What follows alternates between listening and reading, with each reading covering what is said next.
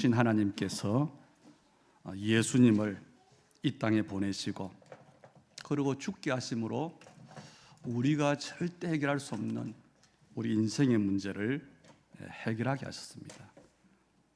그리고 사망 권세를 이기고 부활하시는 그 사건으로 우리에게 참된 승리를 주셨습니다. 그래서 예수님이 부활하신 이 사건은 그냥 사건이 아니고 오늘 여러분이 예수님의 죽으심과 부활을 실제로 믿고 누릴 수 있는 그런 우리의 믿음 되기를 축복합니다. 정말로 이 축복을 정말로 실제로 누린다면 우리는 다른 아무런 핑계, 아무런 말을 할 필요가 없습니다. 그리고 어떤 사람의 말, 어떤 소리에도 영향받을 필요도 없습니다. 또 세상에 어떤 일이 일어나든지 어떤 상황 속에 있든지 간에 상관이 없어요. 왜냐? 결국 모든 것은 하나님의 말씀대로 하나님의 시간표 안에서 정확하게 이루어지고 또 이루어지게 되어 있습니다. 그래서 창조주 하나님은 지금도 살아계실 뿐 아니라 우리의 생명을 비롯한 모든 것을 주관하고 계십니다. 그러면요, 저와 여러분의 미래, 우리의 죽음도 사실은 우리 믿는 사람에게 염려할 게 없어요. 왜냐? 하나님은 우리의 생각보다 훨씬 뛰어난 좋은 계획으로, 절대 계획으로 우리에게 응답을 주시는데 최고의 응답을 주시기 때문에 그렇습니다. 그래서 우리가 할 일은 열심이 아니고 하나님의 약속을 굳게 붙잡는 겁니다. 지금 여러분이 살아가는, 우리가 사는 이 땅이 어떤 세상입니까? 한마디로 질병시대예요.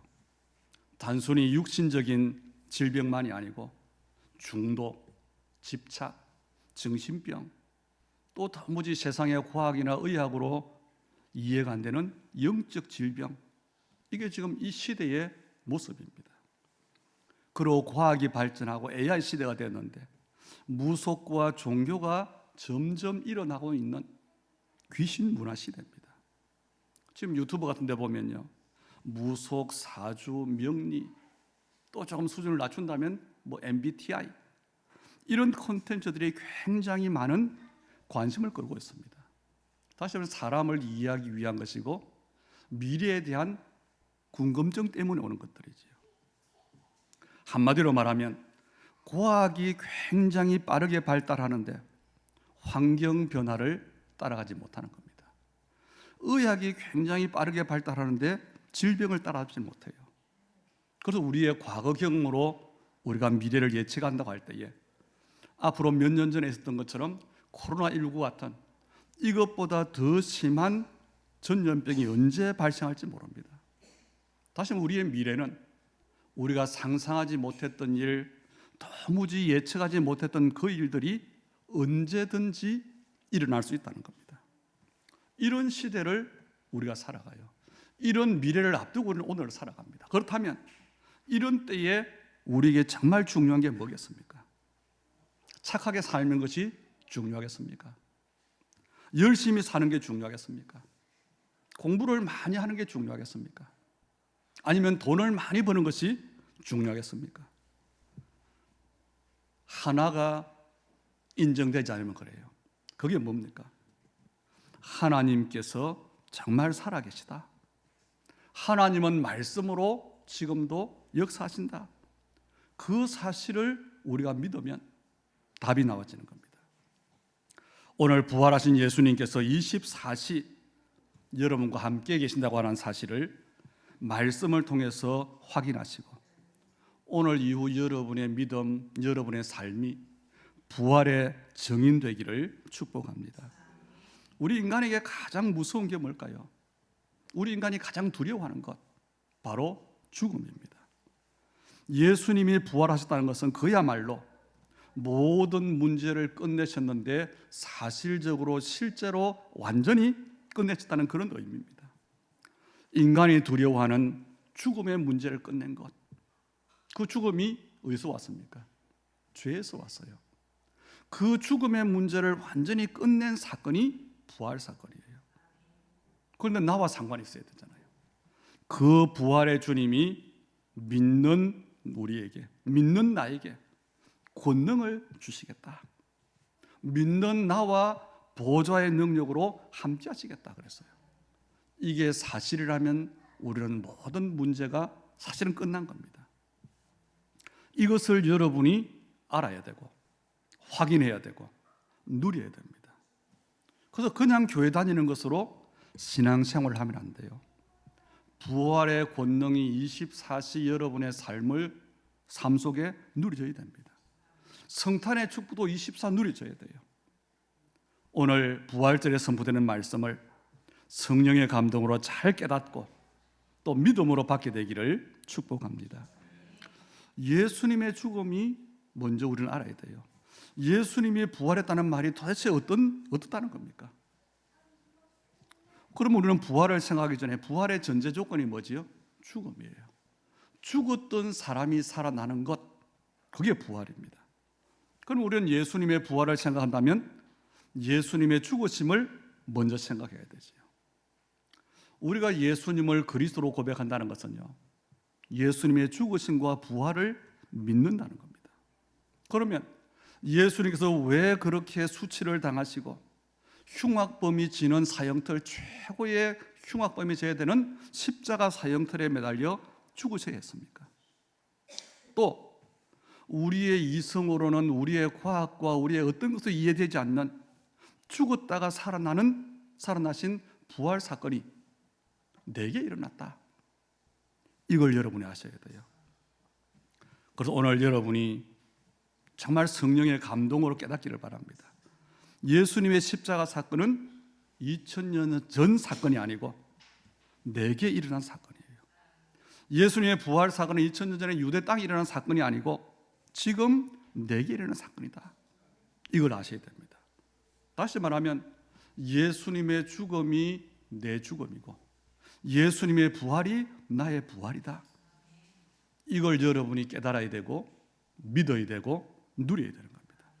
그때 우리가 뭐가 되느냐? 24가 되어져요. 우리가 정상적인 생활 하잖아요. 잠자고 일어나고 밥 먹고 직장 가고 공부하고 일하고 취미생활하고 이 우리의 모든 일상을 다 하면서 24 할 수 있는 비밀이 뭐냐? 내 것 가지고는 절대 불가능합니다. 예수님의 죽음이 내 죽음이다. 예수의 부활이 내 부활이다. 이게 믿어지고 누려지는 사람에게 가능한 일입니다. 그럼 우리는요, 오늘 부활절에 성경에 보니까 부활을 믿지 않는 사람들이 예수님 무덤을 찾아갔잖아요. 그럼 우리의 생각이 더 이상 무덤에 머물러 있어서는 안 된다는 겁니다. 누가복음 24장에 보니까 안식 후 첫날 새벽에 여자 2명이 준비한 향품을 가지고 예수님의 무덤을 찾아갔어요. 그런데 예수님의 시체가 보이지 않습니다. 그때에 빛나는 옷을 입은 2 사람이 와서 말하기를 어찌하여 살아있는 자를 죽은 자 가운데서 찾느냐? 그는 여기 계시지 않고 살아나셨느니라. 갈릴리에 계실 때에 너에게 어떻게 말씀하셨는지 기억하라 그랬어요. 분명히 예수님이 십자가에 지기 전에 부활할 걸 말씀하셨고 갈릴리에서 만날 걸 약속하셨어요. 그걸 기억하라는 겁니다. 다시 말하면 우리 사람의 생각과 기준과 상식으로 무덤에 머물러 있는 생각, 그걸 버려야 된다는 겁니다. 우리의 생각이 구원받았는데 어디 있지요? 죽음의 권세, 지옥의 권세, 죄의 권세, 사단의 권세. 쉽게 말하면 불신자와 똑같은 생각에 잡혔을 때가 많다는 겁니다. 예수님이 이미 부활하셨다는 것은요, 이미 죽음도 죄도 지옥 배경도 사탄의 권세도 다 끝냈다는 것입니다. 그럼 예수님의 죽으심은 도대체 어떤 것입니까? 하나님께서 창세기 2장 17절에 분명히 말씀하셨어요. 하나님 형상대로 인간을 지으시고 하나님의 모든 것을 다스릴 수 있는 권한을 주시면서 한 가지 언약을 세웠습니다. 그게 뭡니까? 선악과 언약이에요. 선악을 알게 하는 나무 열매를 먹지 말라. 먹는 날에는 반드시 죽으리라 그랬어요. 선악과를 따먹으면 반드시 죽을 것이라는 겁니다. 반드시. 이 말은 예외가 없다는 말이지요. 아니 선악과를 따먹는 일이 어떻게 죽을 일입니까? 우리는 그보다 더 큰 죄도 많이 짓는데요. 우리가 육신적으로 보면 남의 과일 따먹는 거예요. 우리가 옛날에 참외 서리도 하고 과수원을 지나가면서 남의 거 따먹기도 했잖아요. 그런데 그게 아니라는 겁니다. 선악과를 따먹는다는 것은 하나님의 언약을 깨트리는 거예요. 마치 뭐와 같으냐? 물고기가 물에 살아야 되는데 물고기가 물에 사는 것, 그게 뭐냐? 창조주 하나님의 생명 언약이에요. 그런데 그 물고기가 나는 육지에서 살겠다, 나는 사자처럼 살겠다, 그래서 물에서 나오면 어떡하지요? 죽는다는 겁니다. 그 언약이 뭐냐? 선악과 언약이에요. 인간은 하나님의 은혜 속에서만 사는 존재입니다. 인간은 하나님과 함께 해야만 행복한 존재입니다. 인간은 하나님을 예배해야 되는 예배적 존재입니다. 그리고 하나님과 소통함으로 살아가야 될 그 존재가 인간이에요. 그것이 하나님의 약속인데 선악과 언약이라는 겁니다. 그런데 아담과 하와가 이 언약을 깨뜨렸어요. 그래서 선악과를 따먹었다는 것은 대한민국 법이 또 어떤 나라의 법이 도둑질을 하면 죄다, 그 범죄가 아니라는 겁니다. 그래서 이것을 선악과 사건을 우리는 원죄라 그러잖아요. 그런데 이 원죄는 인간이 모든 사람이 이 땅에 태어나면서 가지고 태어나는 거예요. 왜냐? 우리의 조상이 아담이기 때문에. 그걸 말하는 겁니다. 이것을 가르쳐서 성경은 뭐라고 하느냐? 모든 사람이 죄를 지었다 그래요. 그리고 그 죄의 삭시 사망이라 그래요.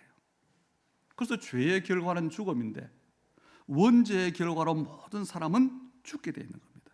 어떻게 죽었느냐? 에베소 2장 1절에 보니까 죄와 허물로 죽었다 그랬어요. 여러분, 우리 모든 사람들이 지금 숨을 쉬고 살아 있습니다.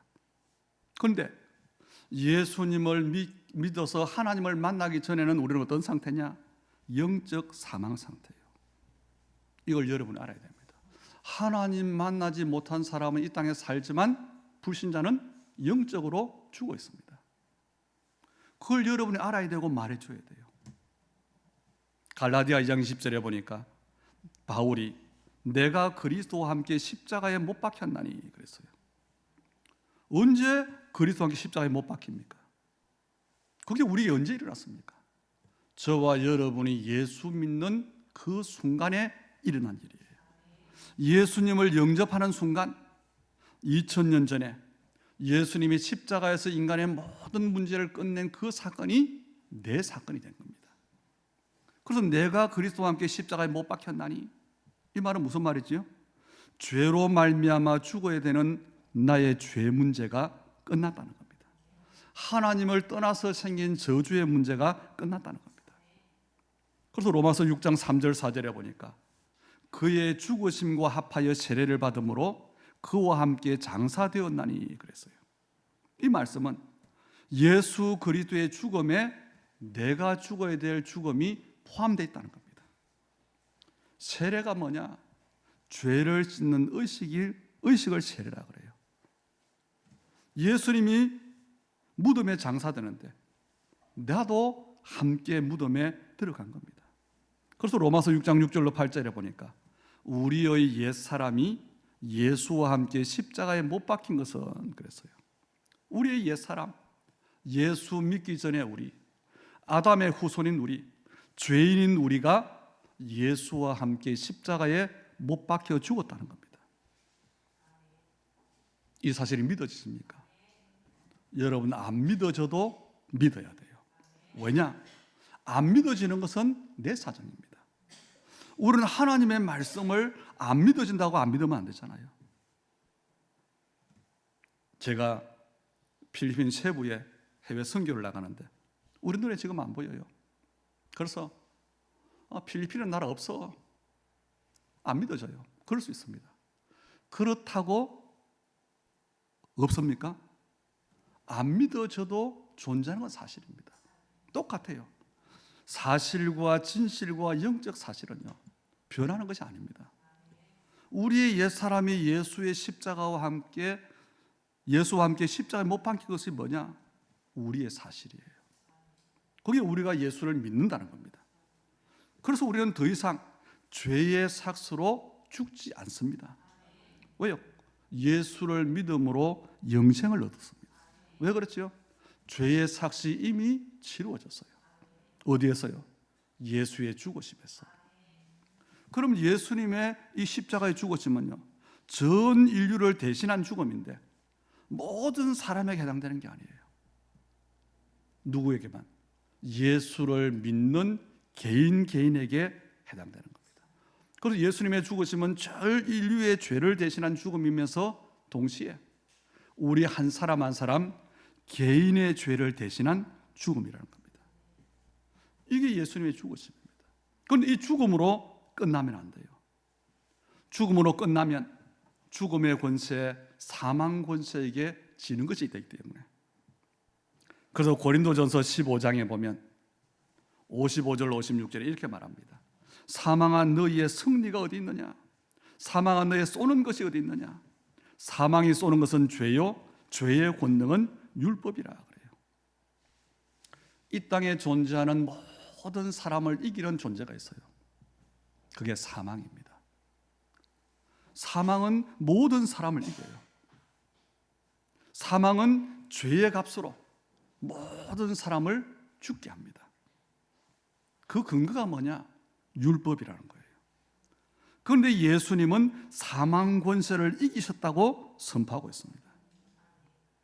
예수님이 사망 권세를 깨뜨리고 율법을 완성하셨기 때문에 더 이상 사망이 예수 믿는 사람을 쏠 수 없다, 이길 수 없다, 그걸 말하는 거예요. 그래서 우리는 예수님의 십자가 그 죽음이 내가 함께 죽은 죽음입니다. 그걸로 끝난 게 아니고 예수의 부활의 권능에 참여함으로 또 동시에 죄와 사망의 권세를 이기게 된 겁니다. 그리고 더 중요한 게 요한복음 15장 20절이에요. 고린도전서 15장 20절이에요. 예수님의 부활이 어떤 의미가 있느냐? 이제 예수께서 죽은 자 가운데 다시 살아나사 잠자는 자들의 첫 열매가 되셨다 그래요. 잠잔다는 말은 죽었다는 말의 다른 표현입니다.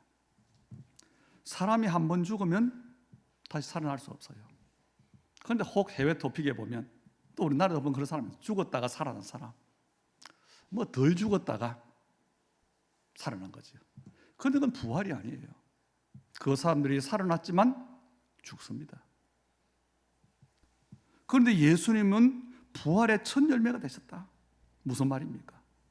우리가 과일 나무를 심으면 몇 년이 지나야 첫 열매를 맺어요. 첫 열매를 맺고 그 나무가 죽는 게 아닙니다. 첫 열매를 맺었다는 말은 그 다음의 열매도 그 다음 해에도 계속 열매가 맺힌다는 거죠. 예수님의 부활이 시작이 되어져서 그리스도 안에 있는 모든 사람은 부활할 것이라는 말입니다. 어떻게 부활하느냐?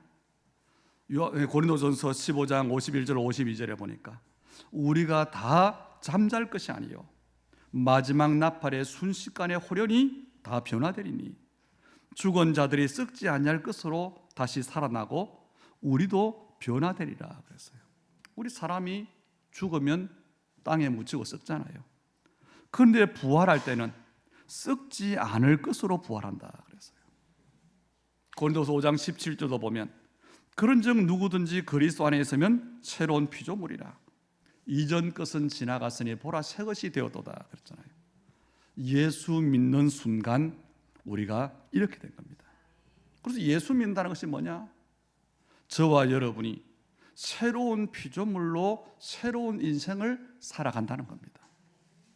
우리가 새로운 인생이 됐다면요, 옛사람의 일은 빨리 버려야 돼요. 왜냐?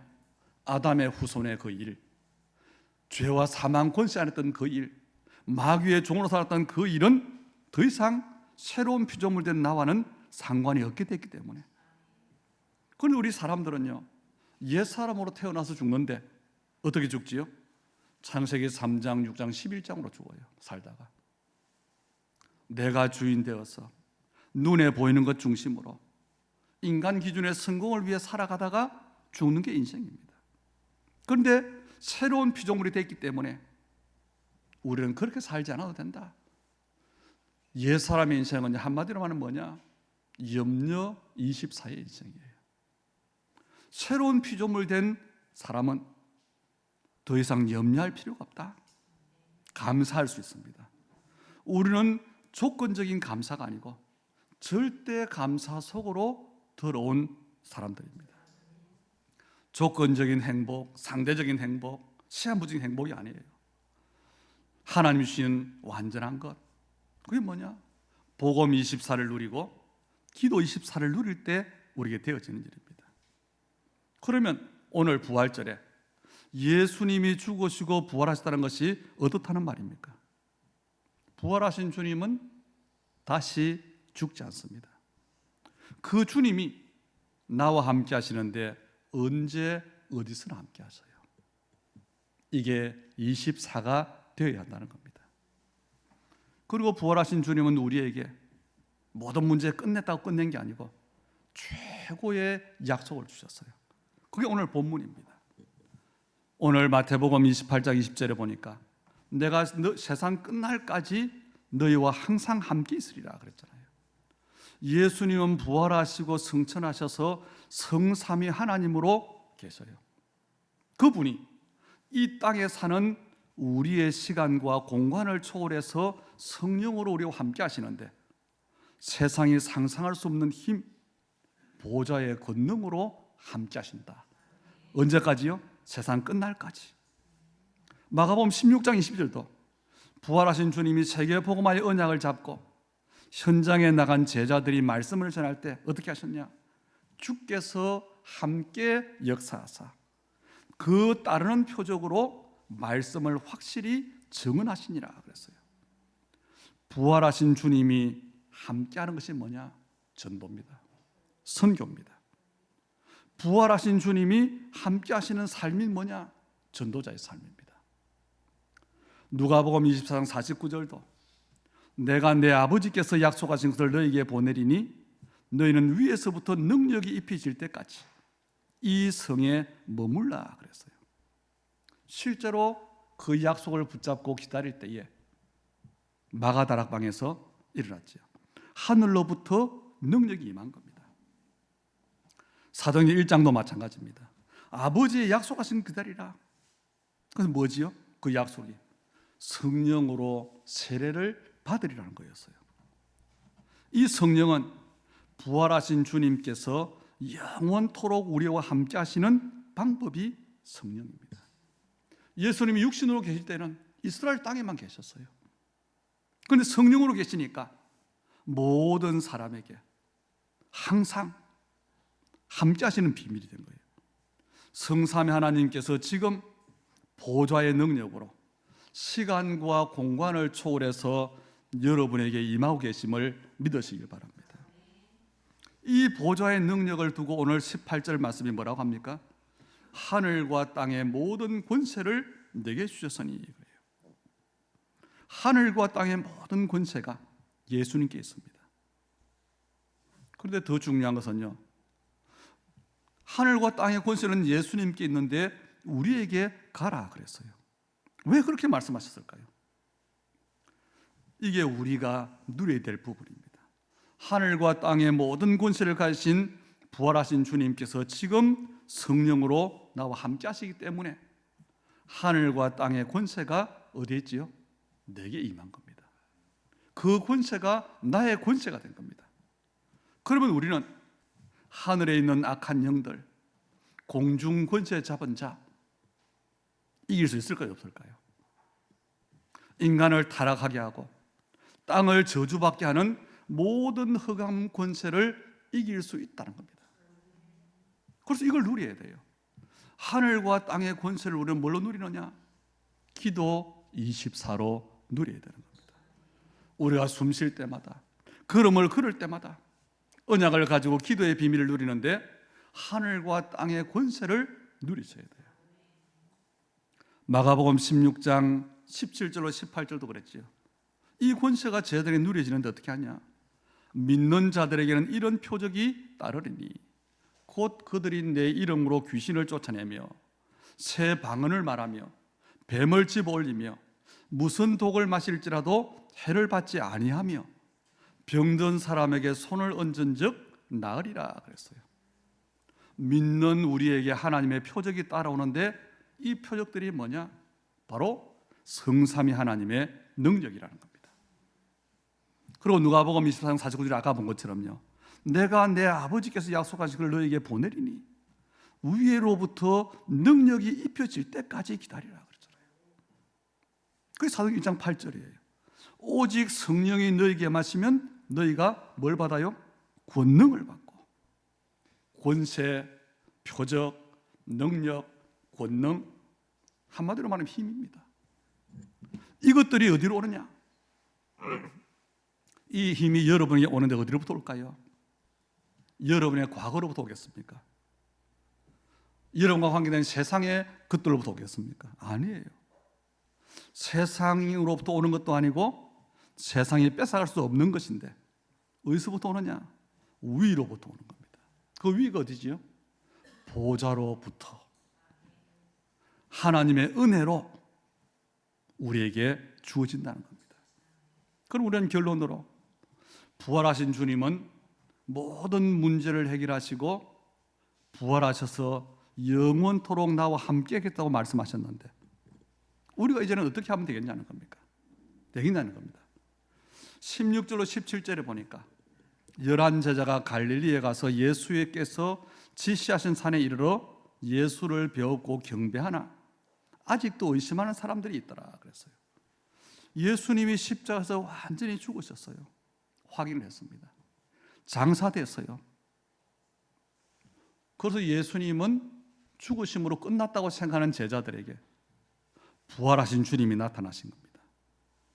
그 주님을 보고도 사람들이 뭐 한다고요? 의심을 해요. 성경에 보면 부활하신 주님께서 약 500명에게 나타나셨다 그랬거든요. 그런데 마가다락방에 실제로 예수님의 부활을 믿고 모인 사람들은 120명이었어요. 380명은 부활을 보았지만은 유랑민이 됐습니다. 그런데 지금 우리는요, 더욱 그래요. 우리는 부활하신 주님을 볼 수 없잖아요.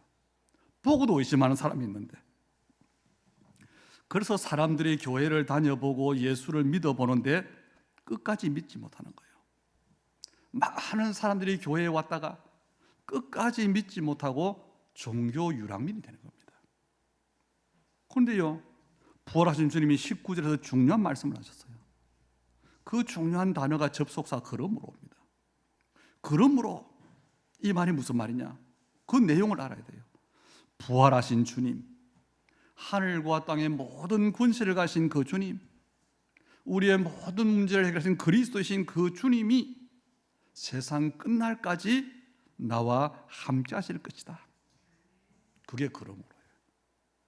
이것을 전제로 해서 너희는 가라는 겁니다. 그래서 세계복음화는요, 우리가 은혜 받았으니까 열심으로 하는 게 아니에요. 막연하게 기도하는 게 아니에요. 목표의식을 두고 내가 죽더라도 죽을 고생을 하면서 내가 망해가면서 세계복음하라, 그 말이 아니에요. 하늘과 땅의 모든 권세를 가진 주님이 보좌의 능력으로 너와 함께 하실 것이기 때문에 너희는 가서, 그 말이에요.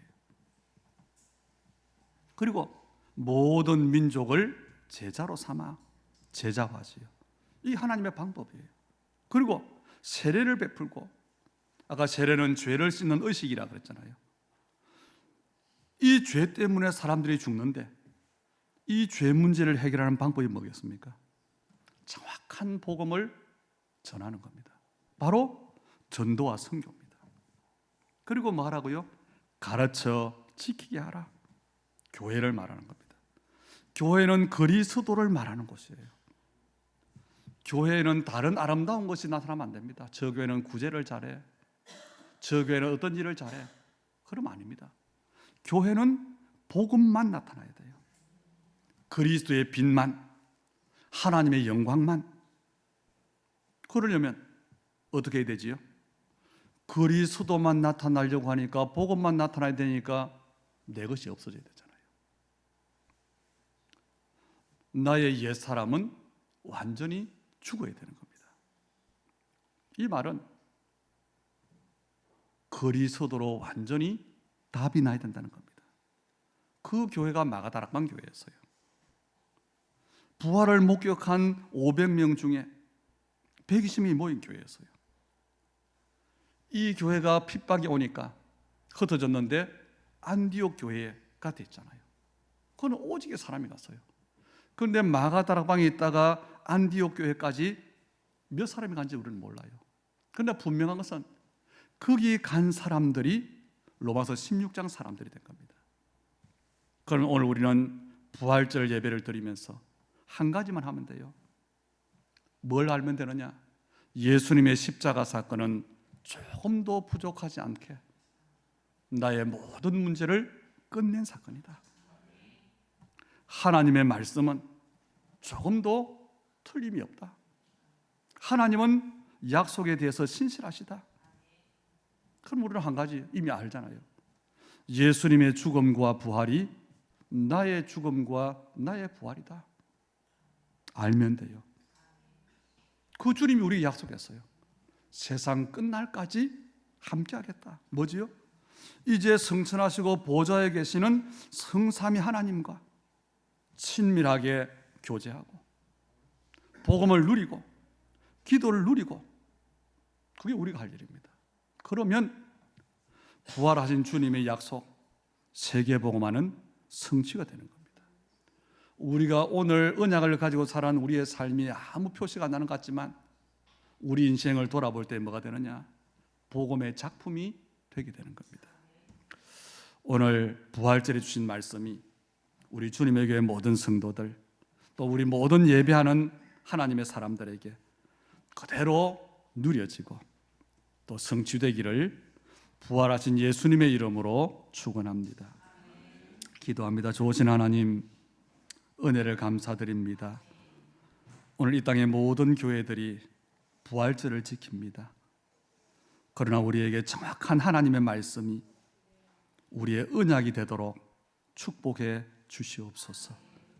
그래서 1년에 한 번 지키는 부활절이 아니고 부활하신 주님께서 365일 24 나와 함께 계심을 실제로 믿는 믿음을 우리에 허락해 주시고, 그 부활의 주님이 시공간 초월로 함께 하실 때에 보좌로부터 권능이 임하는 것, 하나님 나라가 이루어지는 것, 그것이 우리 믿음의 사람들의 삶 속에 실제로 체험되게 하여 주시고 그 일을 증거하는 증인들이 되도록 도와주시고, 오직 우리의 삶이 하나님의 절대 계획을 이루며 하나님께 영광 돌리는 삶이 되도록 오늘 하나님 우리의 모든 것들을 두고 치유하시고 회복시키시고 축복하여 주시옵소서.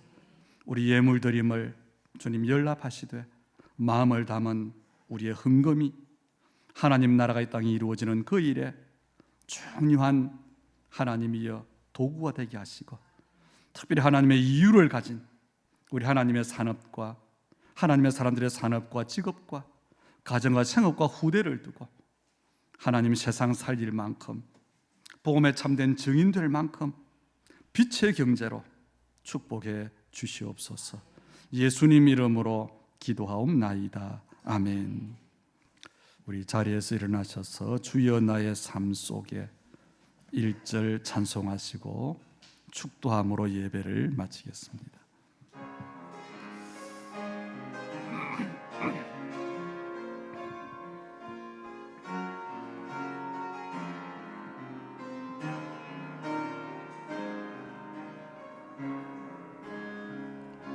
주여 나의 삶 속에